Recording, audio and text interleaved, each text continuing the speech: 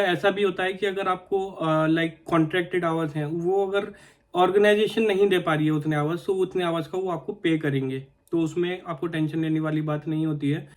Hello guys, welcome back to my YouTube channel UPD UK, और उम्मीद करता हूँ आप लोग सब अच्छे होंगे।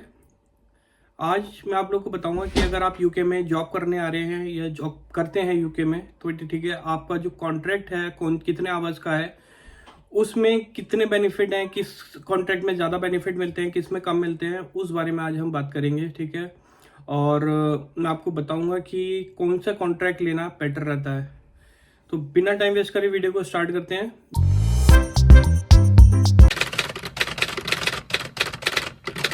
जो मेरे चैनल पे फर्स्ट टाइम है उनको बता दूं, मेरा नाम विवेक मसीह है, मैं यूपी इंडिया से बिलोंग करता हूँ, अभी इस टाइम यूके में हूँ गाइज।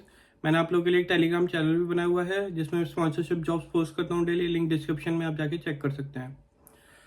तो देखिए, यूके में अगर आप जॉब करते हो तो आपको कॉन्ट्रैक्ट मिलता है एक, ठीक है, सबको कॉन्ट्रैक्ट साइन करना पड़ता है। अगर आप फुल टाइम जॉब करते हो तो फुल टाइम जॉब करने में आपको कॉन्ट्रैक्ट 37.5 आवर्स का 37.5 घंटे का मिल सकता है, या फिर आपको 39 आवर्स का मिल सकता है, या फिर आपको 44 आवर्स का मिल सकता है, या 48 आवर्स का। यूके के अंदर आपको 48 आवर्स से ज़्यादा कोई भी काम नहीं करवा सकता है, कोई भी कॉन्ट्रैक्टेड आवर्स इससे ज़्यादा नहीं होते हैं।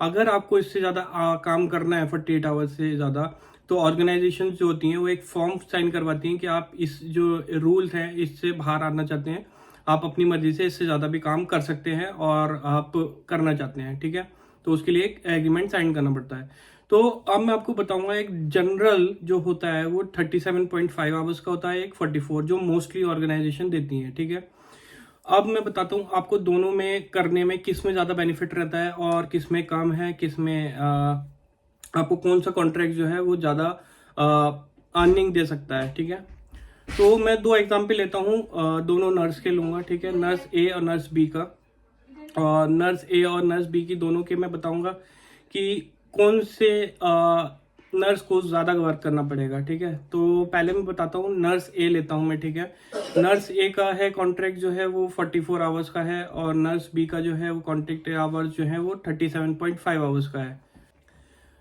तो नर्स ए जो है जिसका 44 आवर्स का कॉन्ट्रैक्ट है, उसको क्योंकि 44 आवर्स जो है उसको एक वीक में कंप्लीट करने हैं, तो उसको 12 आवर्स की 4 शिफ्ट करनी पड़ेंगी, 12 घंटे की 4 शिफ्ट करेंगे, तभी जाके उनका जो कॉन्ट्रैक्ट आवर्स हैं वो कंप्लीट होंगे। कैसे? 12 4 जा कितने होते हैं? 48 होते हैं। एक घंटे का जो ब्रेक होता है वो अनपेड होता है। ठीक है, तो 11 घंटे काउंट होंगे 4 दिन के, तो तब जाके 44 आवर्स कंप्लीट होंगे। लेकिन अगर आप उधर ही बी, जो नर्स बी है जिसको 37.5 आवर्स का कॉन्ट्रैक्ट मिला है, उसका पैटर्न क्या रहेगा शिफ्ट का? वो 3 शिफ्ट करेगी 3 वीक, और लास्ट वीक उसको 4 शिफ्ट करनी पड़ेंगे, तो उससे उसके जो कॉन्ट्रैक्टेड आवर्स हैं पूरे मंथ के वो कंप्लीट हो जाएंगे। तो एक तो सबसे बड़ा बेनिफिट यही हो गया कि आप जो है नर्स बी जो है सिर्फ 3 दिन वर्क कर रही है वीक में, और उधर आप दूसरी साइड में देखेंगे तो नर्स ए जो है उसको 4 डेज वर्क करना पड़ रहा है एक वीक में।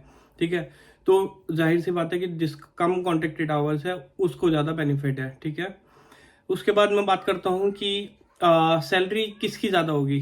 ठीक है, सैलरी इनकम किसकी ज़्यादा होगी। तो देखो, दोनों का हम एग्जाम्पल लेते हैं कि 10 पाउंड दोनों की सैलरी है फॉर एग्जाम्पल। ठीक है, 10 पाउंड एक नर्स की है, 10 pound per hour nurse B की है। अब 44 आवर्स का कॉन्ट्रैक्ट है नर्स ए का। ठीक है, तो अगर आप 10 से उसकी मल्टीप्लाई करेंगे तो 440 पाउंड जो है वो अर्न करेगी नर्स ए, क्योंकि उसके आवर्स कॉन्ट्रैक्टेड ज़्यादा है। उधर ही अगर आप देखेंगे कि नर्स बी जो है उसकी जो कॉन्ट्रैक्टेड आवर्स 37.5, उसकी 10 से मल्टीप्लाई करेंगे तो 375 बैठेगा, जो कि नर्स ए से कम है। अर्निंग के हिसाब से आप आवर्स ज़्यादा कर रहे हैं तो आपको इसमें जो इनकम है वो ज़्यादा होगी। ठीक है, नर्स ए की। अब मैं आगे बात करता हूँ फ्लेक्सिबिलिटी किसको ज़्यादा मिलेगी। देखो, एक है जो 4 दिन उसको शिफ्ट करनी है, एक है 3 शिफ्ट, जो नर्स भी है उसको 3 शिफ्ट में उसके जो आवर्स हैं वो कंप्लीट होने हैं। तो फ्लेक्सिबिलिटी किससे ज़्यादा मिली? देखो, आप 3 डेज में आपके पास 4 डेज हैं, आप उसमें कुछ भी कर सकते हो, घर में फैमिली टाइम दे सकते हो, आप उसमें ओवर टाइम करना चाहते हो किसी और के पास, वो कर सकते हो। इधर आपको 4 डेज वर्क करना पड़ रहा है, तो आप 4 डेज में एक दिन तो आप रेस्ट करोगे, 2 दिन एक्स्ट्रा कर सकते हो, तो काफ़ी एग्जॉस्ट हो जाएगा बंदा। तो फ्लेक्सिबिलिटी जिसमें कम कॉन्ट्रैक्टेड आवर्स हैं वो उसमें ज़्यादा फ्लेक्सिबिलिटी है, ठीक है।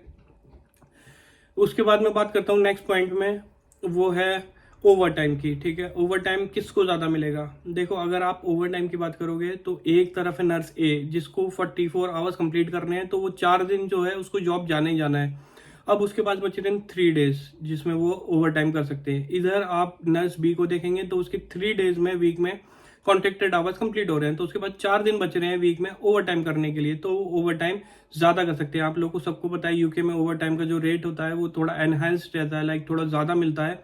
जो भी आपका कॉन्ट्रैक्टेड रेट रहता है, लाइक 10 पाउंड का है तो आपको 11 मिलेगा या 12 मिलेगा, फॉर एग्जाम्पल बता रहा हूँ मैं, 12 मिलेगा, तो ओवर टाइम का जो रेट है वो ज्यादा रहता है। तो उसमें जो है 37.5 वाला जो कॉन्ट्रैक्टेड जिसका कॉन्ट्रैक्ट है उसको ज्यादा बेनिफिट मिलेगा, क्योंकि 37.5 से जैसे ही ऊपर जाएगा वो 38 आवर्स कंप्लीट करेगा, 39, तो वो सारा ओवर टाइम में काउंट होगा। लेकिन उसका जो एक नर्स ए है उसको 44 से ऊपर जाना पड़ेगा, लाइक 44 आवर्स उसको कंप्लीट करने के बाद जाके उसको ओवर टाइम मिलेगा।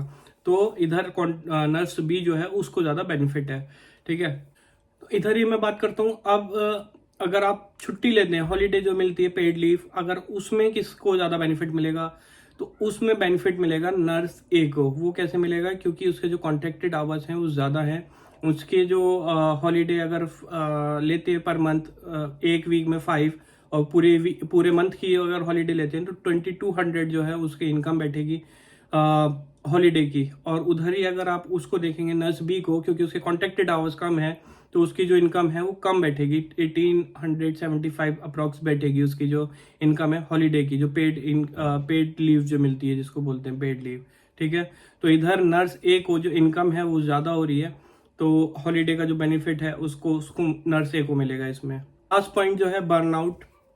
कौन ज्यादा जो है एग्जॉस्ट हो जाएगा, कौन ज्यादा सफर करेगा, कौन ज्यादा बर्न आउट होगा, मीन्स कौन ज्यादा थकेगा, ठीक है। तो जाहिर सी बात है जो 4 डेज लगातार जॉब करेगा वो ज्यादा एग्जॉस्ट होगा, ठीक है।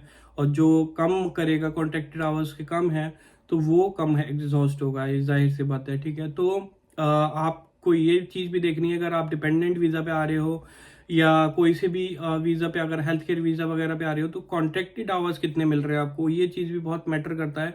पता चल रहा है कि 48 आवर्स का उसने कॉन्ट्रैक्ट कर लिया, तो 48 आवर्स एक वीक में कंप्लीट करना, मतलब समझते हो बहुत ज्यादा हैवी होता है।